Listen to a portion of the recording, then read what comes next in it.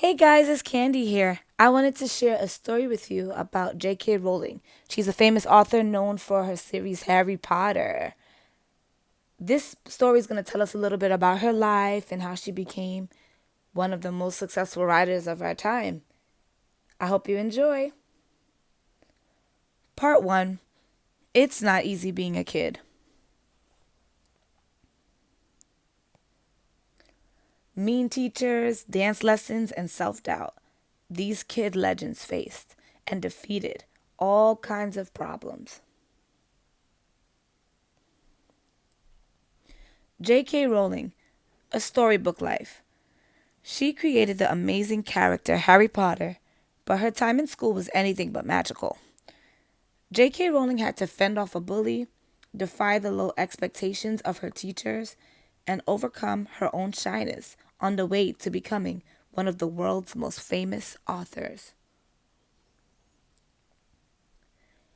One summer day in 1990, a 24-year-old aspiring writer named Joanne Rowling found herself stuck for 4 hours on a train bound for London.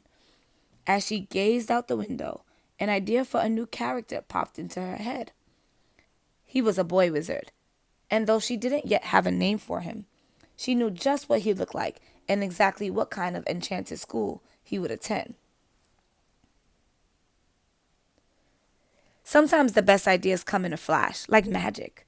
It took 6 years for Jo, who now called herself J.K. Rowling, to write the first Harry Potter adventure. When the book was finally published, it made the author an overnight sensation. J.K. Rowling's life also began with a real trip, in a manner of speaking. Her parents met on a train traveling north from England to Scotland in the winter of 1964. It was love at first sight, and they were married the following spring. Jo was born on the last day of July in 1965. Jo's father, Peter Rowling, managed an aircraft factory. Her mother, Anne, worked in a laboratory. They began reading to their daughter when she was very young. One of Jo's first memories is of her father reading to her from The Wind in the Willows by Kenneth Grahame. Jo had measles at the time, but even as an adult, she still remembers the characters from the book: Mole, Mr. Badger, Ratty, Toad of Toad Hall, and all the others. Lovely day for a row, eh? Oh, yes. When Jo was almost 2 years old, her mother gave birth to another baby, a girl named Diane. To keep Jo occupied while her sister was being born, Jo's father gave her a ball of Play-Doh. Even years later, Jo still has a vivid memory of eating the Play-Doh while her sister was being delivered. During their childhood, Jo and Di were constant companions. They loved to play games together, especially involving make-believe. Their favorite was called the cliff game. Jo would grab hold of the top step of their staircase and hang on as though she was about to fall off a cliff. Then she'd plead with Di to rescue her before she plummeted down the steps. Di, save me! I'm losing my grip! I'm sorry, sister. I cannot. Di never did. Time and again, Jo let go and plunged to the floor below. Then it was her sister Di's turn to hang off the cliff. Jo and Di also liked to make up stories, mostly about rabbits. The sisters desperately wanted a pet rabbit of their own. They even named their dog Thumper after the rabbit in the Disney movie Bambi, but they never could catch a bunny to bring home with them. Instead, Jo made up fantasy stories, which she read aloud to her sister. In one story, Di fell down a rabbit hole where a family of bunnies gave her strawberries to eat. I'm so glad you dropped in. Me too. Di loved hearing her sister tell stories and begged Jo to retell them over and over. To help remember them, Jo started to write them down. The first story she ever set to paper was about a rabbit called Rabbit who caught the measles. While sick, he was visited by his friends, including a giant bee named Miss Bee. At age 7, Jo wrote her first adventure story, an action packed thriller called The Seven Cursed Diamonds. It wasn't her best effort, but as she continued to imagine new stories, Jo began to think that she would like to be a writer someday. She didn't tell anyone for fear they would dismiss her dream. She thought her stories were not yet good enough. Around this time, Jo and Di became friends with a brother and sister who would provide the inspiration for Jo's most famous character. Ian and Vicky Potter lived down the street from the Rowlings in the village of Winterbourne. At Jo's suggestion, the four friends dressed up and played witches and wizards. Ian would don fake eyeglasses and his father's long coat to portray the wizard, while Jo made up spells and potions for the three girl witches to cast.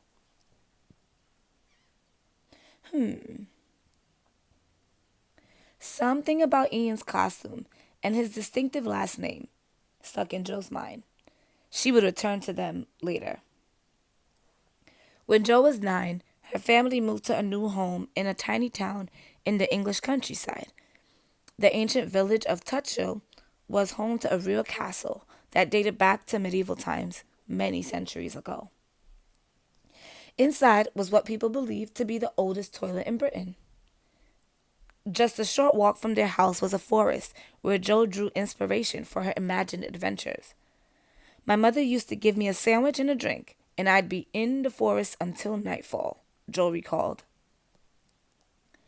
In the fall, Jo enrolled in Tutshill Primary School. It's never easy being the new kid, but for Jo it was especially hard. If Jo thought that her talent for storytelling would make her popular, she was about to learn that the opposite was true. On the first day of school, Jo met her new teacher, a short, severe-looking woman named Mrs. Morgan. She instantly struck fear in Jo's heart by handing out an arithmetic test. Math was Jo's worst subject. Even more frightening, the quiz was full of questions about fractions, which Jo had not yet learned. Despite giving her best effort, Jo scored a 0. After grading the test, Mrs. Morgan instructed Jo to sit in the far right row of desks. Keep going all the way right. Further. This, Jo discovered, was the stupid row, where the teacher put her poorest performing students. The clever kids sat on the left. I was as far right as you could get without sitting in the playground, Jo later remembered. But Jo worked hard and finally earned a promotion to one of the left-hand rows. Jo's difficulty fitting in continued in middle school. She later described her younger self as quiet, freckly, short-sighted, and rubbish at sports. Jo arrived at Whiting School, expecting the worst. She had heard a rumor that on the first day of class, the oldest students would dunk the head of a new arrival down the toilet and then flush it. That never happened to Jo, but she did have to confront a bully for the first time. Although Jo didn't start the fight, she refused to back down when the other girl started punching her. For a few days, Jo became a hero among the other students for standing up to her tormentor. But Jo knew the truth. The only reason she hadn't gotten flattened was because her locker held her up, like a human punching bag. She spent the next several weeks peering around every corner in case the bully was waiting to ambush her. Eventually, Jo found a better way to deal with her problems at school. Instead of battling bullies, she began writing about feisty heroines who fight back against evil villains. She made friends with the other quiet, shy kids, and together they spent their lunchtime telling long stories that, Jo recalled, usually involved us all doing heroic and daring deeds we certainly wouldn't have done in real life. Yah! Rah!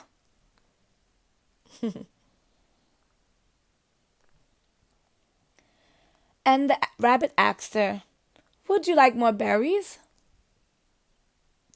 As she got older, Jo grew less quiet and less shy. She ditched her glasses and started wearing contact lenses, which made her less scared of being punched in the face. She began to excel at her English and foreign language classes, although math and science remained a challenge.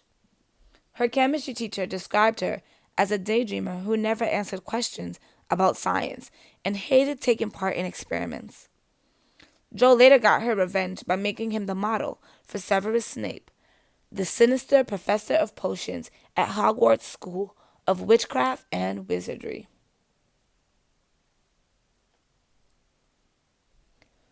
Miss Rowling.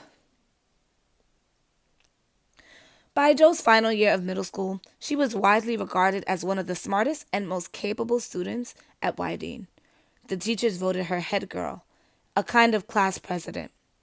When dignitaries visited, it was Jo's job to show them around. She was also in charge of organizing school assemblies.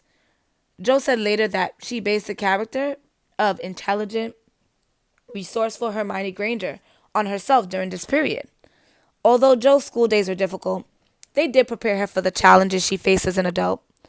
As a single mom, she struggled to pay her bills and get her literary career off the ground. She spent many afternoons writing in coffee shops while her baby daughter slept in a stroller beside her. But she persevered because she had faith in the power of her imagination.